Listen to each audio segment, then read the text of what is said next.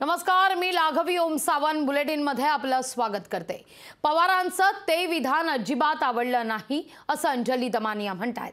मूळ पवार, बाहेरून आलेल्या पवार यांच्याबद्दल केलेलं पवारांनी वक्तव्य अंजली दमानियांकडून या सगळ्याचा निषेध व्यक्त करण्यात येतोय। पवारांच्या वक्तव्याचा अंजली दमानियांनी समाचार घेतलाय।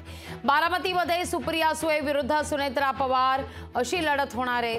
त्यासाठी अजित पवार यांनी जोरदार प्रचाराला सुरुवात केली आहे। यावेळी पवार आडनाव असणाऱ्या उमेदवारालाच मतदान करा असं आवाहन उपमुख्यमंत्री अजित पवार यांनी बारामतीमध्ये नुकतंच केलं होतं। यावर शरद पवार यांनी प्रत्युत्तर देत मूळ पवार आणि बाहेरचे पवार यात फरक आहे असं म्हणत शरद पवार यांनी सुनेत्रा पवारांवर बोचरी टीका केल्याचं पाहायला मिळतंय। यावर आता प्रतिक्रिया देखील उमटतायत। आता कुणाला पाठीला द्यायचा, कुणाला मतदान करायचं, पहिल्यापासून पवारांच्या पाठीशी करायला उद्याच्या मतदानाच्या दिवशी देखील पवार 18 वाजता मतदान करायचं। चुकीचं काय असे दोन असतात, मूळ पवार आणि बाहेरून आलेला पवार।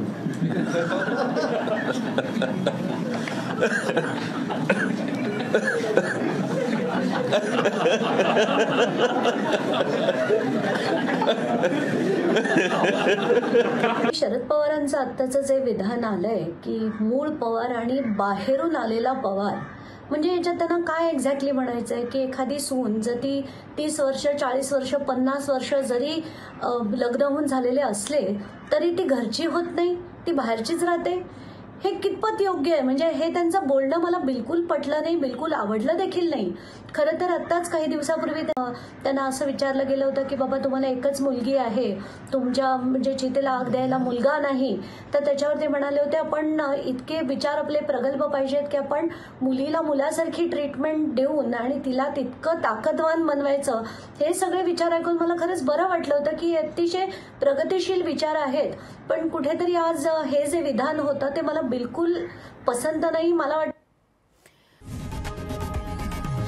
लोकशाही मराठी ऐका, पहा, जागरूक रहा।